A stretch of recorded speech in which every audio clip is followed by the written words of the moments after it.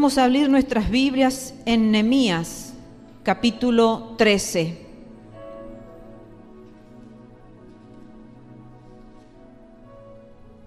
¿Cómo están los altares?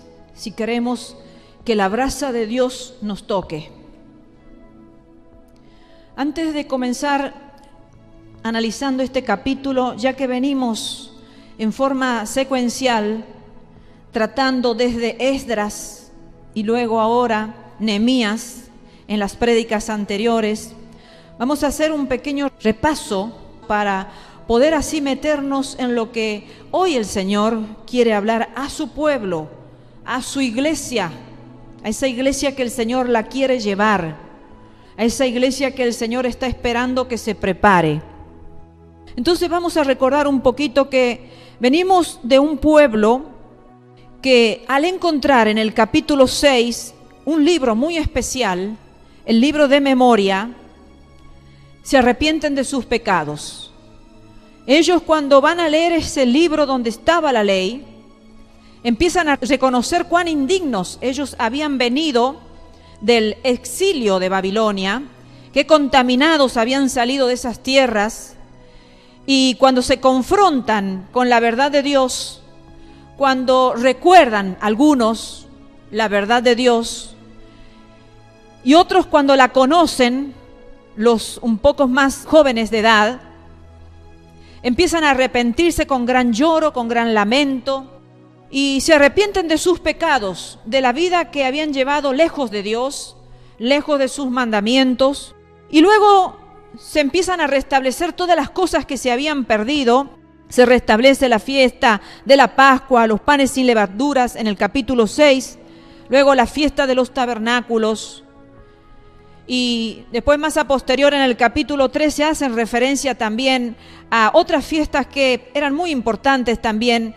En el mes séptimo hace referencia nomás en el capítulo 7 de Nehemías, versículo 73, la última parte, dice: venido el mes séptimo, los hijos de Israel estaban en sus ciudades, un mes muy importante, ya que allí se daba la fiesta de las trompetas, que se estaba más o menos en el mes de septiembre, octubre. El primer día se celebraba la fiesta de las trompetas, luego el día 10, el día del perdón, y el 15 comenzaban con la fiesta de las enramadas. Entonces es un pueblo que empieza a restablecer lo perdido, empiezan a hacer las celebraciones que Dios le había en un tiempo enseñado, les había dado. Y ellos empiezan a restablecer eso, se separan también de los pueblos de la tierra, de los pueblos paganos, de los pueblos que eran enemigos suyos, enemigos de su fe, no tenían nada en común. Entonces empiezan a separarse, ¿para qué? Para volverse a la ley de Dios. Qué importante es, hermanos, que habíamos dicho y habíamos predicado ya en prédicas anteriores, lo importante que es separarnos de todo aquello prohibitivo, de todas aquellas personas, naciones que nos rodean, el mundo que nos rodea a nosotros, que nos contamina. ¿Cuál el Señor dijo? Que estamos en el mundo, pero no somos del mundo. Entonces ellos se habían separado de esos pueblos, ¿para qué? Para volverse a la ley de Dios. Eso está en el capítulo 10 y capítulos posteriores también vuelven a hacer referencia. Entienden que tenía que haber una buena administración económica. Prometen no hacer negocio en el Shabbat, en el sábado. Empiezan a reconocer todo lo que era sagrado ante los ojos de Dios y prometen no abandonar la casa de Dios. Estamos frente a un pueblo arrepentido, estamos frente a una nación que ha reconocido sus pecados, que se ha reconciliado con Dios. Estamos viendo un pueblo que realmente quiere volverse a Dios, quiere volverse a los mandamientos de Dios. Y en el capítulo 12 vemos en el versículo 27 que hay gozo. Hay gozo porque Esdras vino para reconstruir lo perdido, para reconstruir el templo, para reconstruir aquello que por largo tiempo no se estaba haciendo y que eran los holocaustos que se hacían para ofrecérselo a Dios. Entonces, con gran gozo, allí cuenta en el capítulo 12, versículo 27, que ya lo vimos también, se hace la dedicación del templo y se hace la gran fiesta solemne de celebración, de gozo de toda la nación, gozándose porque por fin el templo había sido reconstruido. Luego vemos también que se da la purificación de los sacerdotes y levitas en el versículo 30 del capítulo 12, y también se hace la purificación del pueblo, puertas y muros. Y eso me hizo pensar mucho, hermanos, de cómo el Señor busca de nuestras vidas que seamos vasos limpios por dentro y por fuera. El Señor quiere que nosotros seamos un templo santo de su Santo Espíritu, un templo limpio por dentro y por fuera.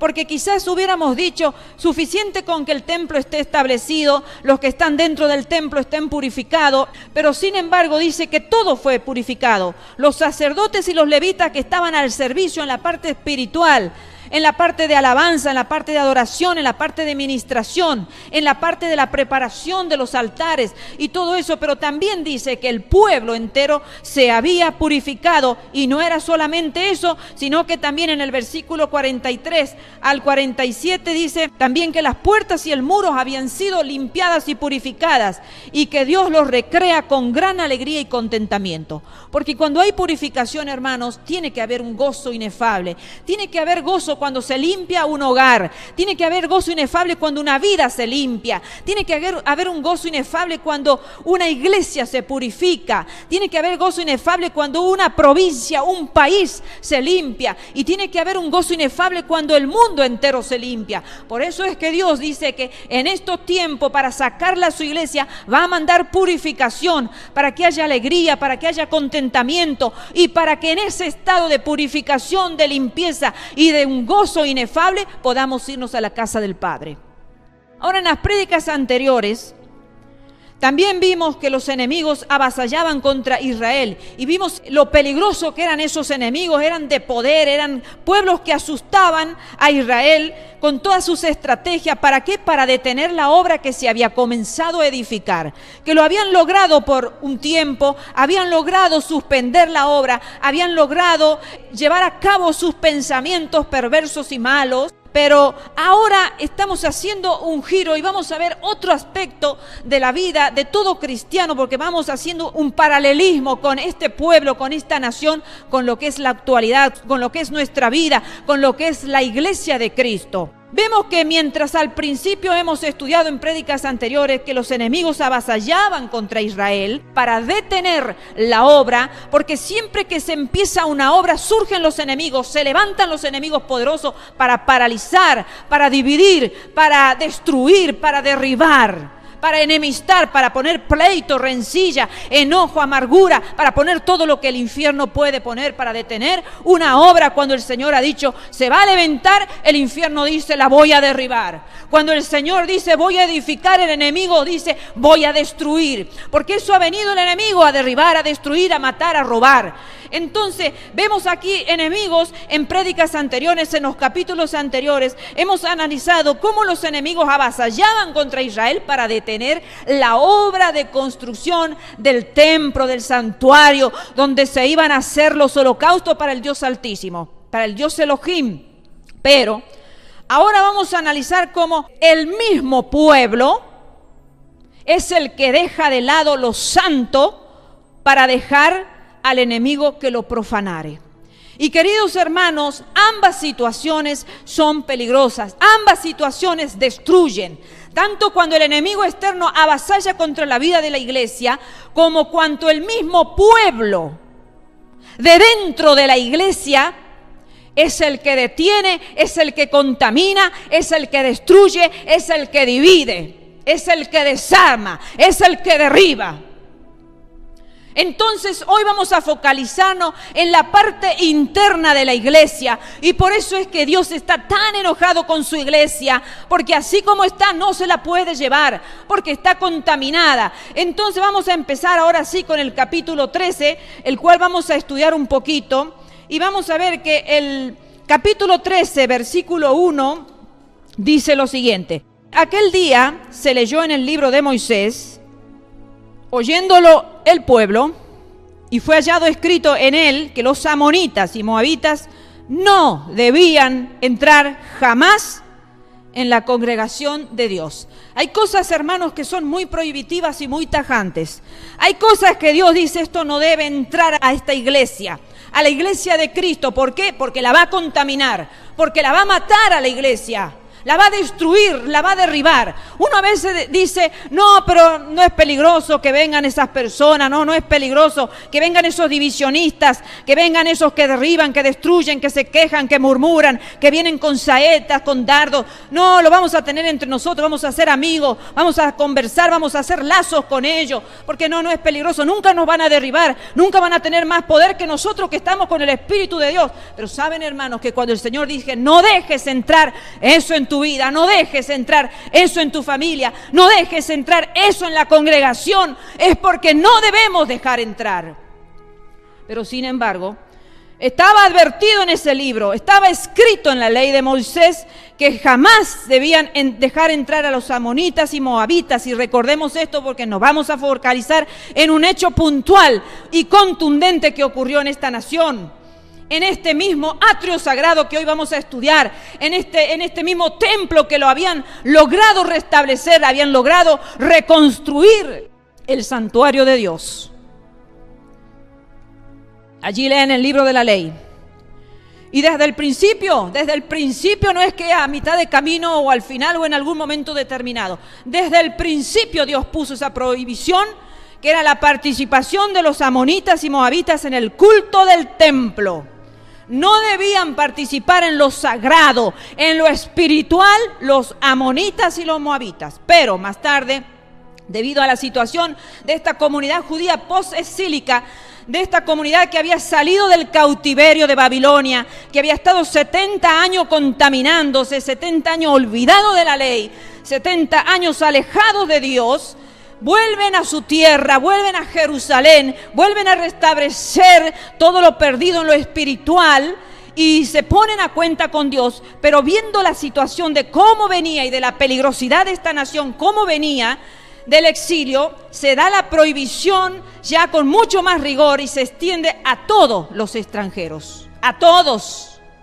Al principio eran amonitas y moabitas porque estaba bien declarada la prohibición de Dios, porque hay un hecho muy explícito en la Biblia que no vamos a poder detenernos por amor al tiempo, pero la Biblia cuenta que no quisieron prestar ayuda a la nación de Israel en un determinado tiempo. Entonces desde ahí el Señor los trató como enemigos y le dio todo tipo de prohibición con esas dos naciones, pero ahora el Señor dice, viendo cómo viene mi nación, va a ser más riguroso. Ahora no se permite a ningún extranjero.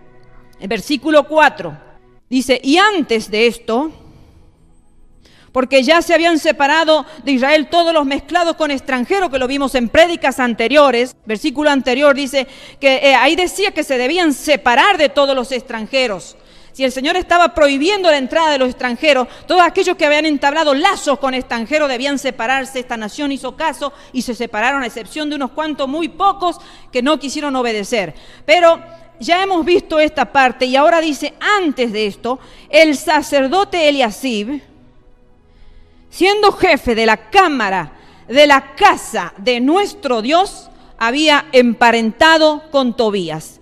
Cuando dice antes de esto, está haciendo referencia al tiempo que Nehemías pasó en Persia, cuando el rey Artajerjes, luego de finalizar su primer mandato, Nehemías vuelve como gobernador que había estado gobernando Jerusalén, vuelve con el rey de Artajerjes a Persia, de donde él había salido del exilio allí. Bien, entonces, ahora el versículo 4, tomen atención, que dice que el sacerdote Eliasib, siendo jefe de la cámara de la casa de nuestro Dios, había emparentado con Tobías. Ahora vamos a analizar quién era Tobías. Y para eso vamos a ir a recordar un poquito en el capítulo 2.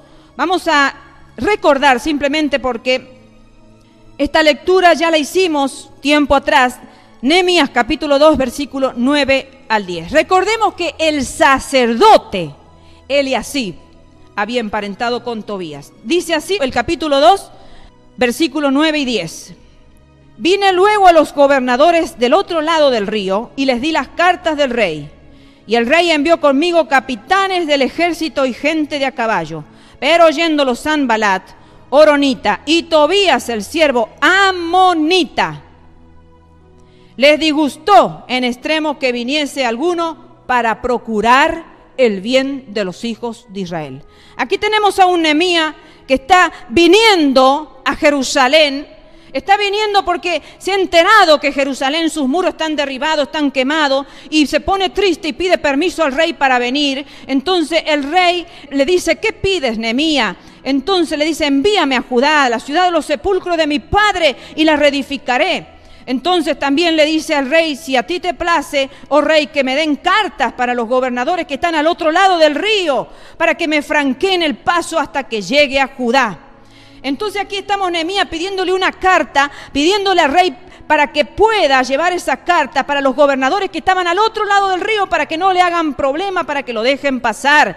Entonces dice que el rey le concedió, según la benéfica mano de Dios, dice, que estaba sobre Nehemías, le concede esa carta. Y entonces el rey lo envió capitanes de ejército, le envió gente de a caballo. Pero escuchando y viendo eso, estos enemigos nombrados aquí, Sanbalat y Tobías, que estos eran personas líderes, ya vamos a ver un poquito más en otra lectura que vamos a hacer, personas que, acuérdense en que Eliasib había emparentado con Tobías, amonita, de una nación donde el Señor le había dicho que no le permitan entrar al culto, ni tener participación en el culto. Y sin embargo, fíjense en lo que este hombre, Tobías y Sanbalat, pensaban de la nación. Dice que ellos estaban disgustados en extremo que viniese alguno, cualquiera sea, y en este caso era Nehemías. ¿Para qué? Para procurar el bien de los hijos de Israel.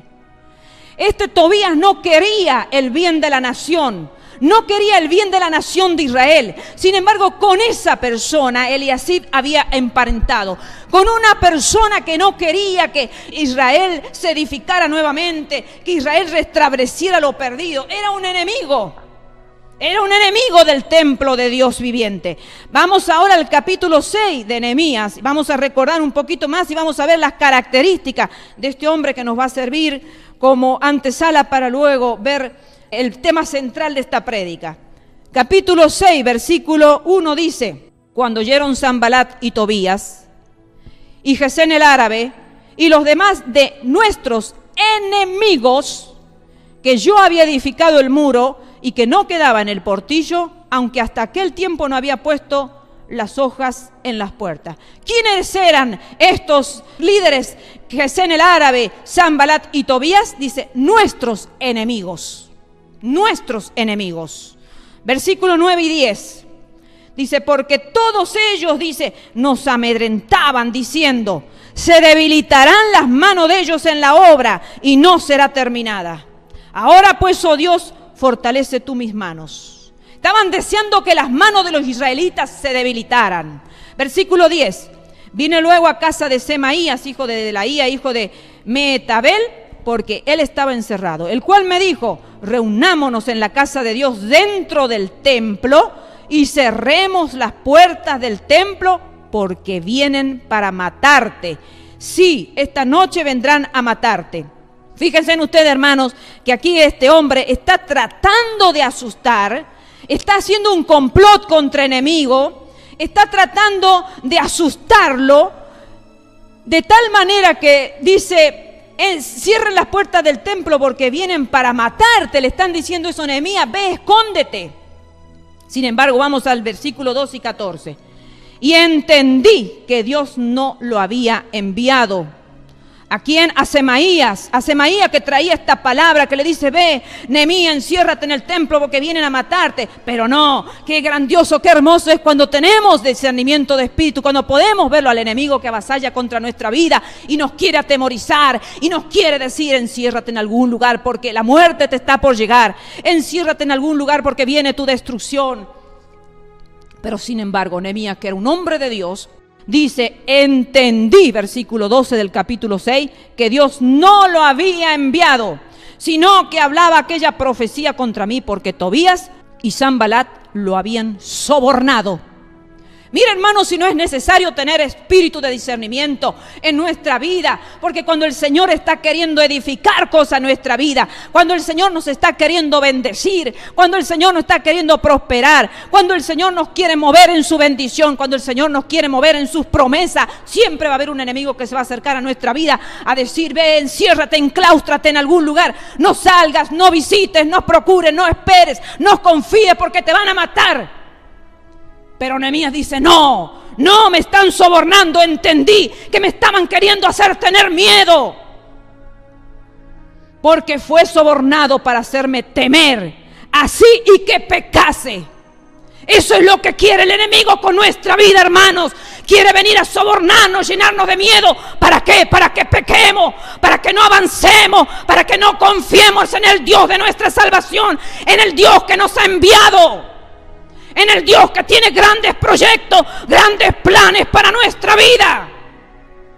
Porque pecando no alcanzaremos la promesa de Dios. Pecando no construiremos. Pecando no alcanzaremos lo que el Señor ha dicho, te daré, harás. Todo el capítulo 6 habla de Tobías. Léanlo en el capítulo 6 y vean la astucia de este hombre enemigo. Porque siempre, hermanos, cuando tengamos palabra de Dios, siempre cuando tengamos promesa de parte de Dios, va a haber un Tobías que va a venir a nuestra vida, hermanos. Para que pequemos, para que perdamos la fe, para que perdamos la confianza en Dios, para ponernos duda y miedo. Allí el versículo 12 y 14 hace referencia al soborno, a la infamia, al provocar miedo, hermanos. Para que Nehemías diga, mi vida está acabada, mi vida está terminada, me van a matar. Eso hacen los enemigos contra la vida de personas que tienen propósito de parte de Dios, con vida de personas que tienen encomiendas de parte de Dios. Miren lo que hubiera sido si Nehemías escuchaba la voz de ese enemigo, de ese emisario de Satanás. Miren lo que hubiera sido Nehemías con dudar, Nehemías con paralizarse, hubiera pecado. Ese es el perfil de Tobías, enemigo. Enemigos de los que tienen fe. Enemigos de los que tienen propósitos, queridos hermanos. Y ahora, queridos hermanos, vamos al capítulo 13 y versículo 5. Vamos a leer desde el versículo 4, dice: y antes de esto el sacerdote Eliasib, recordando lo que hemos leído recién, siendo jefe de la cámara de la casa de nuestro Dios, había emparentado con ese que acabamos de dar un perfil de enemigo, con Tobías, y le había hecho, dice Eliasib el sacerdote, dice, le había hecho una gran cámara en la cual guardaban antes las ofrendas, el incienso, los utensilios, el diezmo del grano, del vino y del aceite que estaba mandado dar a los levitas, a los cantores y a los porteros, y la ofrenda de los sacerdotes. Miren, queridos hermanos, ¿quién era Eliasib? El sacerdote Eliasib era nieto del sacerdote Josué, que regresó a Jerusalén con Zorobabel. Eliasib era hijo de otro sacerdote. Venía de una generación sacerdotal, de una generación escogida, de una generación elegida por Dios para ministrar en el altar santo. Y él había venido del exilio babilónico, había venido a Jerusalén con Zorobabel, que venía a construir. Él venía a estar en la parte espiritual, Eliasib, y él dice que había emparentado con este enemigo amonita. Contamina el mismo sacerdote Eliasib la cámara de la casa de Dios. En ellas habían 6 cámaras que se guardaban todo lo que hemos leído en el versículo 4 y 5. Todo lo sagrado, todo lo santo que estaba destinado para mantener a los levitas, a los cantores, a los que ministraban en el templo de Dios. Las cosas santas, las cosas sagradas, hermanos. ¿Cuándo sucedió esto? Versículo 6.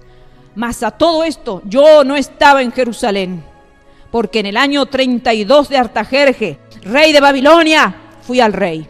Y al cabo de algunos días pedí permiso al rey. Mas a todo esto, yo no estaba en Jerusalén. Esto sucedió cuando Nehemías no estaba en Jerusalén. Qué importante, hermanos, que los líderes estén de pie, hermanos. Y qué importante es formarnos en los caminos del Señor, hermanos. Que cuando estemos solos, cuando no tengamos un líder espiritual a nuestra parte, a nuestro lado, que nos esté enseñando, que nos esté exhortando, podamos prevalecer, podamos mantenernos sanos, limpios en la casa de Dios, en nuestra vida. Esto sucedió cuando Nehemías estaba en Jerusalén. Versículos 6 y 7 dice: mas a todo esto, yo no estaba en Jerusalén, porque en el año 32 de Artajerjes, rey de Babilonia, fui al rey. Y al cabo de algunos días pedí permiso al rey para volver a Jerusalén. Y entonces supe del mal que había hecho Eliasif por consideración a Tobías, haciendo para él una cámara en los atrios de la casa de Dios. Pide permiso Nehemías al rey Artajerjes para volver a Jerusalén. Sí, hay personas que son fieles, hermanos, cuando se las controla. Pero cuando no hay control, vuelven a olvidarse de Dios. Eso le pasaba al pueblo de Israel. Eso le pasaba al pueblo de Israel. Necesitaban que continuamente se le esté diciendo: haz esto, no haz esto, mira lo que la ley dice, mira lo que la ley no dice. Cuando no había alguien que estaba encima de ellos, empezaban a desviar el camino, empezaban a hacer lazos inmundos. Y hay algo tremendo que a Dios no le gusta, hermano, que Dios aborrece, es cuando nosotros queremos complacer a nuestros enemigos. Aquí el sacerdote Eliasib quiso complacer a Tobías. ¿De qué forma? Dándole lo santo, dándole una sala en la cámara. En el versículo 5 le había hecho una gran cámara donde guardaban lo santo. ¿Por qué? Porque más pesaba la vida de Tobías que la vida de Dios, que la santidad de Dios. En el corazón de Eliasib, las amistades, los parentescos tenían más peso que la santidad de Dios, que los mandamientos que Dios había dicho, que ninguna amonita, que ningún moabita y ningún extranjero tuviera participación en las cosas santas. Allí le hace una cámara grande. Ahora, queridos hermanos, en el mismo atrio del templo de Dios estaba la cámara, hermanos. Y para poder entender un poco, hermanos, vamos a analizar lo que era un atrio. El atrio marca los límites del recinto sagrado. Está marcando los límites, hasta acá se llega, porque de aquí en adelante está lo santo, está lo sagrado. Estaba señalizado con columnas o cadenas, dice. Y al cruzar el atrio de los gentiles, pero vamos a recordar quiénes eran los gentiles. Los gentiles eran los extranjeros, los que estaban apartados de la ley de Dios, apartados, separados del pacto de Dios. Entonces, al cruzar el atrio de los gentiles, de los que estaban apartados de la ley de Dios, dice que había un muro de más o menos 1,30 m de alto, con espacios abiertos para poder pasar. Y allí en la parte superior del muro había grandes piedras que llevaban una advertencia en griego y en latín. La inscripción en griego decía: a ningún extranjero se le permite estar dentro de la balaustra y del terraplén en torno al santuario. Al que se le encuentre será personalmente responsable de su propia muerte. Quiere decir que el que llegaba hasta ese muro leía esa advertencia y sabía que si pasaba y era un gentil, un apartado de la ley de Dios, un apartado del pacto, un extranjero, la ley irremisiblemente decía que él mismo era responsable de su propia muerte. Solo los atrios interiores del edificio, que eran el atrio de los sacerdotes, el atrio de Israel y el atrio de las mujeres, tenían la condición de sagrados. El atrio de los sacerdotes era el patio del tabernáculo. El patio del tabernáculo. Y vamos a hacer un poquito una reflexión de lo que es el tabernáculo para que no tomemos a la ligera lo que Tobías hizo. Vamos a tomar en cuenta lo que significaba cada parte, cada sector de la santidad, donde estaban realizando los cultos al Dios Altísimo. Tabernáculo. Vamos a recordar un poquito, vamos a ir a los comienzos, a los patriarcas. Los patriarcas crearon en su propio hogar, hermanos. Allí en su propio hogar y con sus familias. Allí había una conexión con Dios y un servicio a Dios. En sus propias casas, en las casas de los patriarcas. En esas casas, en esas moradas donde moraban los patriarcas. Esa casa misma era un lugar en el cual había una manifestación de parte de Dios. Había una manifestación divina. Quien pisaba la casa de los patriarcas veía la manifestación, presenciaba, sentía la presencia misma de Dios.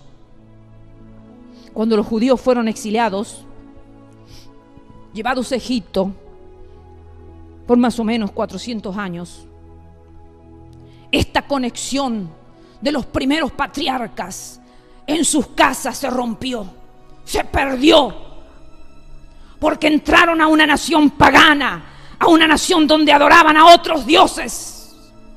Ya no estaban las casas de los padres de la fe, de los padres de promesas, donde Dios mismo se revelaba y se manifestaba. Esta conexión se perdió.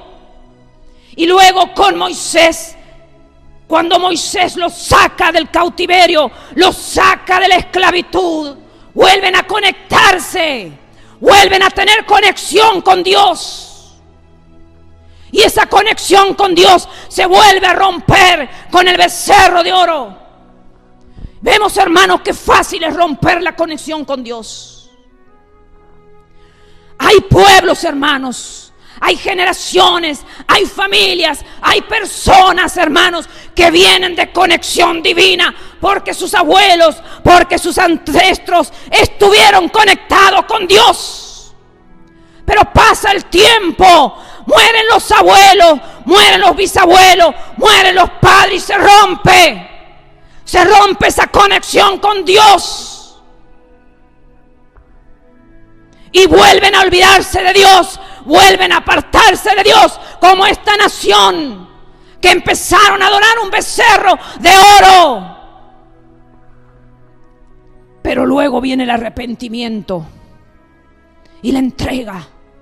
Y nuevamente Dios, que es grande en misericordia, le vuelve a entregar a Moisés una segunda tabla. La primera, baja Moisés contento del monte, contento, y lo ve al pueblo adorando a un Dios extraño.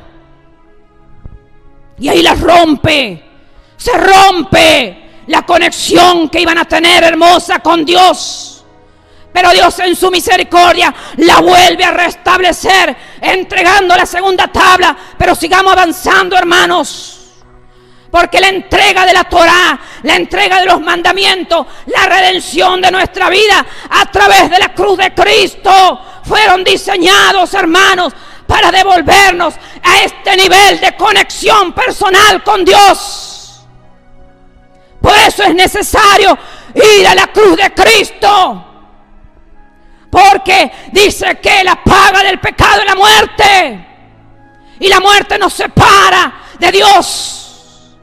Pero hay un camino hermoso que se llama Yeshua HaMashiach, Mesías enviado a la tierra con un propósito redentor. Volvernos a poner en conexión con el Altísimo. Volvernos a poner en conexión con Jehová de los ejércitos. La culminación del éxodo, que empieza con los patriarcas, comenzó con los patriarcas, no es solamente salir de Egipto, sino que ocurre cuando Dios vuelve a morar con su pueblo en un hogar. Cuando dejamos a Dios que vuelva a morar en nuestras vidas, en nuestros hogares, en nuestras iglesias. Porque por alguna razón hay iglesias donde no mora la presencia del Espíritu Santo. Son templos humanos nada más, hermanos. Pero no hay conexión con el Espíritu de Dios. El tabernáculo. El tabernáculo. Queridos hermanos, que los llevan por el desierto, que los guía. Allí temían tanto la presencia de Dios, que habían elegido sacerdotes para que tuvieran el poder entrar al tabernáculo, para ofrecer los sacrificios. La presencia de Dios estaba allí. Y rapidito llegamos a David, un poderoso rey, donde dice: ¿cómo puede ser posible que yo habite en una casa de material y la presencia de Dios esté en medio de una tienda de tela? Entonces allí construye el primer templo, donde estaba el tabernáculo. Y ese templo es destruido con Nabucodonosor, con los caldeos, cuando son llevados al exilio.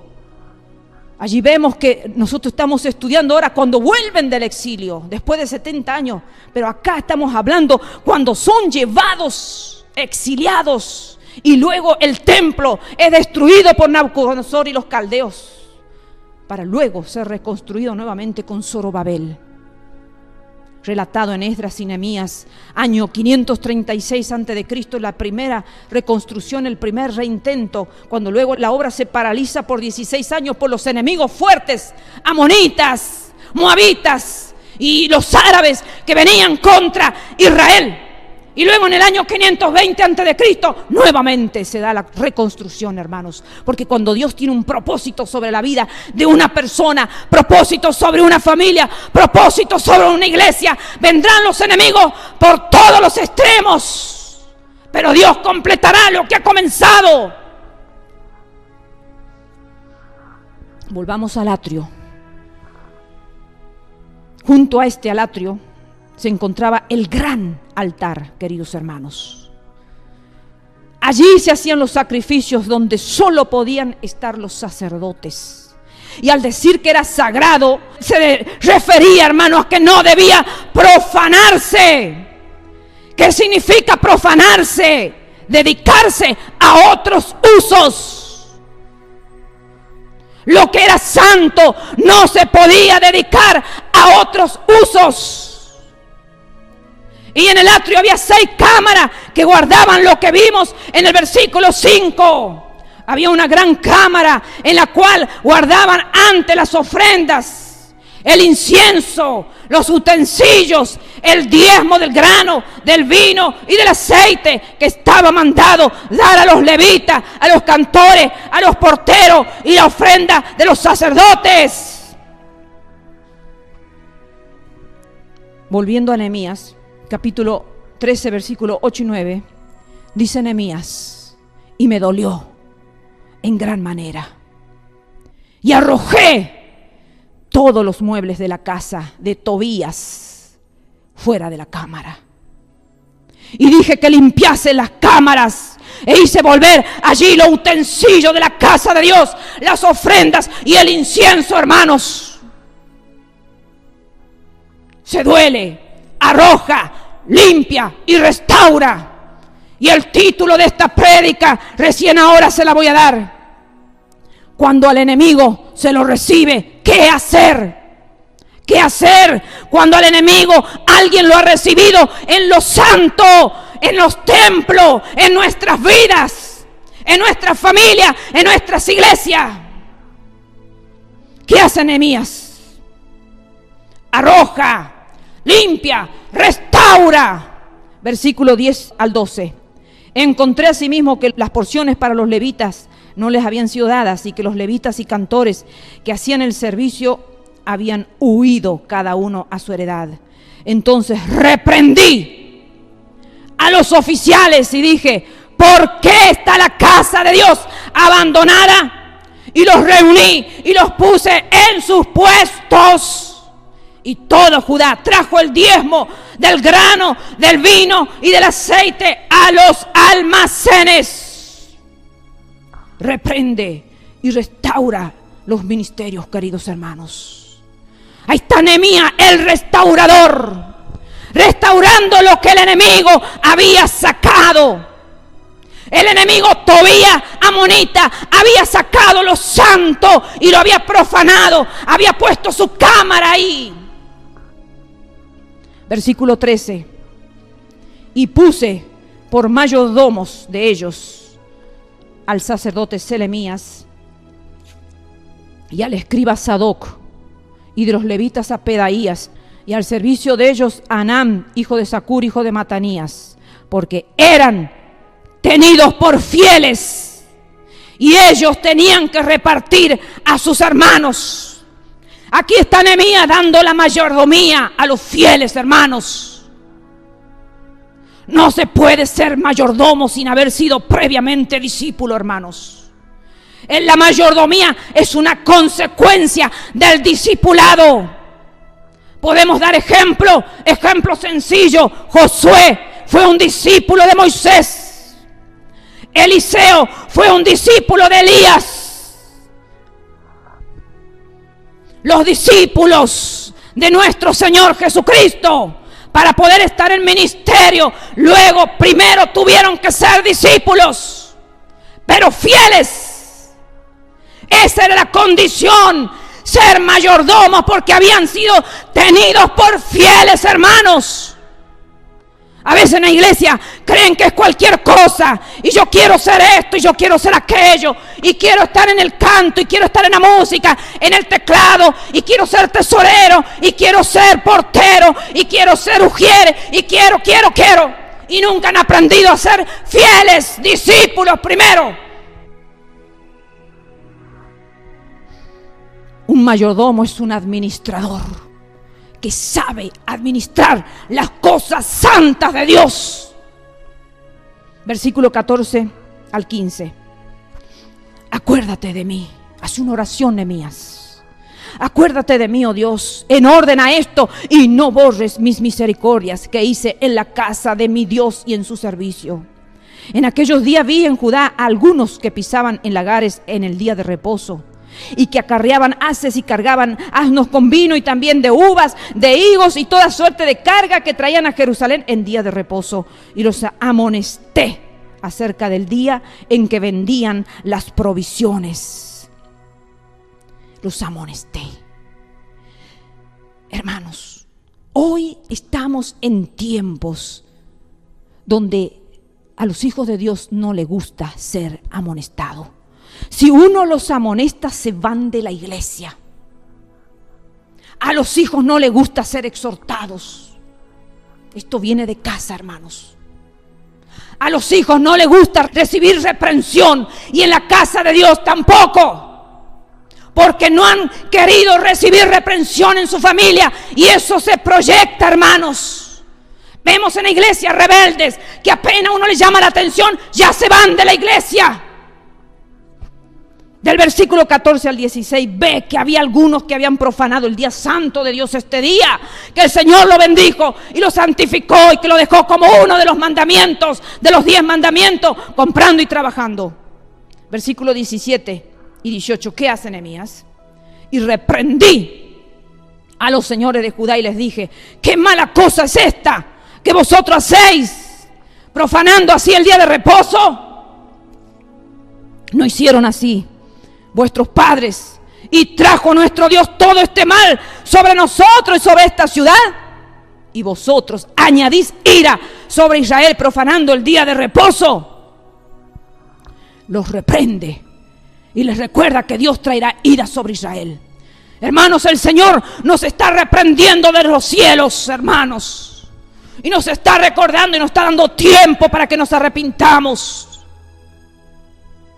Porque el Señor viene con ira a limpiar a su iglesia, porque está sucia, está profanando lo santo, hermanos. Por eso el Señor está anunciando ira. Pero uno le va a hablar de esto a alguno y dicen: no, pero es Dios un Dios de amor, de misericordia. Claro que lo es, pero también es un Dios de ira. Y vosotros añadís ira sobre Israel, profanando el día de reposo. Versículo 19. Sucedió pues que cuando iba oscureciendo a las puertas de Jerusalén antes del día de reposo, dije que se cerrasen las puertas y ordené que no las abriesen hasta aquel día, hasta después del día de reposo. Y puse a las puertas a algunos de mis criados para que en día de reposo no introdujeran carga. Cierra las puertas de Jerusalén. Hay que cerrar las puertas al enemigo, hermanos. No hay otra forma, hermanos. Cuando el enemigo viene avasallando a nuestra vida, hay que cerrar las puertas. Versículo 20 y 22. 20 al 22. Y se quedaron fuera de Jerusalén 1 y 2 veces los negociantes y los que vendían toda especie de mercancía. Y les amonesté y les dije: ¿por qué os quedáis vosotros delante del muro? Si lo hacéis otra vez, os echaré mano. Desde entonces no vinieron en día de reposo. Y dije a los levitas que se purificasen y viniesen a guardar las puertas para santificar el día de reposo. También por esto acuérdate de mí, Dios mío, y perdóname según la grandeza de tu misericordia. Manda purificar, hermanos, a los levitas para que cuiden las puertas en el día de reposo. Cuando nosotros vayamos a luchar contra el enemigo, queridos hermanos, previamente hay que purificarse. No intentemos ir a la guerra contra nuestros adversarios, contra nuestros enemigos inmundos, sucios, contaminados. No intentemos ir a luchar contra nuestros enemigos contaminados, porque vamos a ser destruidos y derribados. Acá una de las condiciones de los levitas era purificarse antes de ir a cerrar las puertas. Debemos purificarnos en la presencia de Dios. Debemos pedir perdón de nuestros pecados. Debemos reconocernos indignos ante Dios. Debemos reconocer lo que somos, hermanos, para poder cerrar la puerta para que el enemigo no avasalle y destruya nuestras vidas. Versículo 23 al 30 y final. Vi asimismo en aquellos días judíos que habían tomado mujeres de Asdod, amonitas y moabitas, y la mitad de sus hijos hablaban en lengua de Asdod. Dice, porque no sabían hablar judaico, sino que hablaban conforme a la lengua de cada pueblo, y reñí con ellos y los maldije. Y herí a algunos de ellos, y les arranqué los cabellos, y les hice jurar diciendo: no daréis vuestras hijas a sus hijos, y no tomaréis de sus hijas para vuestros hijos ni para vosotros mismos. Queridos hermanos, fíjense en ustedes lo que hace Nehemías. Se enoja tanto con el pecado, tanto se enoja, que dije que los maldije y les arranqué los cabellos y les hice jurar diciendo: no van a dar vuestras hijas. Los hizo jurar, hermanos queridos. Y a veces, querido, cuando nosotros queremos exhortar a los hermanos porque andan en caminos malos, en pecado, se enojan y hasta se van de la iglesia. No soportan ni una mínima advertencia ni amonestación simple de palabras. Y aquí vemos que Nehemías los maldice, les arranca los pelos, los hiere, le hace jurar que se separen de los extranjeros. ¿Cuán lejos estamos de conocer y de respetar la santidad del Dios Altísimo a quien servimos nosotros? ¿Cuán lejos estamos de respetar las autoridades que Dios levanta en una iglesia para exhortar, para enseñar, para redarguir, para mostrar el pecado, hermanos? Que no estamos acá en la tierra para ser admirados por los ministerios. No estamos acá en la tierra nosotros para ser elogiados. Estamos acá en la tierra para ejercer la voluntad de Dios, para que no se profane lo santo, para cuidar la presencia de Dios, para que el templo no se contamine. No estamos acá para cautivar personas que vengan contaminadas, porque haya número de gente. Preocupándome no le voy a decir nada. A ver, el mensaje de Dios que hoy me ha dicho, que debo amonestarlo a los que andan en malos caminos. No, esa parte no la voy a dar porque se van a ir, no van a volver más. Miren las sillas vacías, hermanos, pero estoy parada ante Dios. predicando lo que Dios me ha dicho que predique.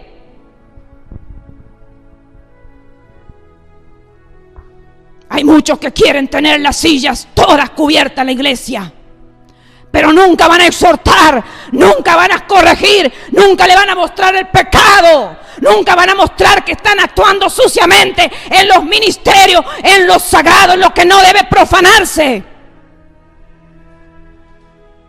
Termina orando, versículo 31 dice.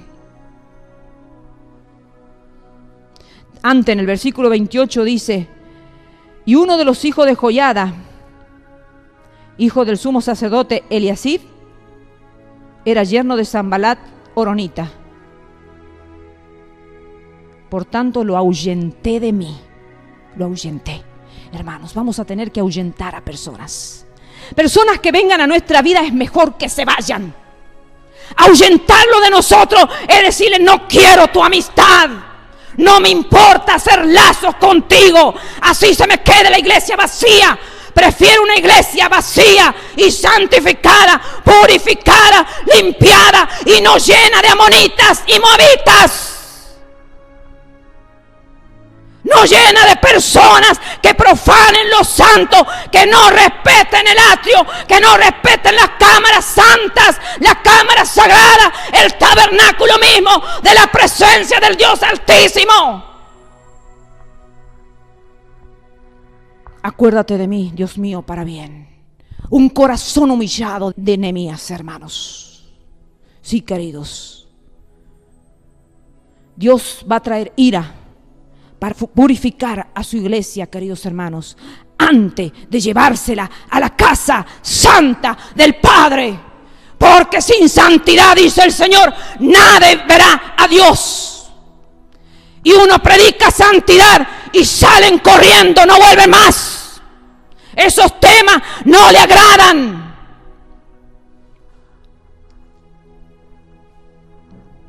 Esos temas no le agradan. Santidad a su manera, profanando algunas cosas y otras no. Aquí es todo nada, hermanos. Por eso las iglesias que predican santidad están vacías. Pero es preferible que el Señor nos encuentre siendo poco. Como el Señor dijo: sigue pastoreando con tu cayado el rebaño que está solo, a los pocos que están en la montaña solo, pero en tierra fértil. Pocos, pero en tierra fértil. De que valen muchos, pero en tierras envenenadas. Bendito sea el nombre del Señor, queridos hermanos.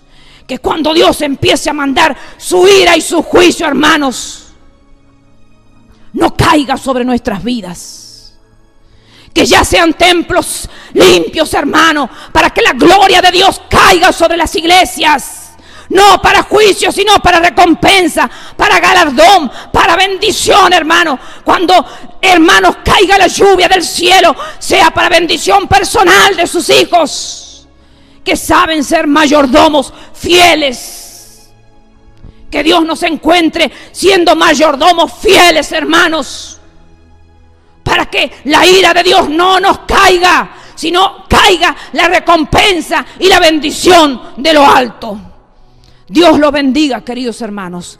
Que la presencia de Dios en este lugar la cuidemos, la amemos, hermanos. Y cuando veamos una monita, cuando veamos un extranjero, cuando veamos uno que quiere profanar, lo ahuyentemos de nuestras vidas, hermanos, porque amamos más la presencia de Dios que hacer lazos y quedar bien con algún extranjero que no ama a Dios.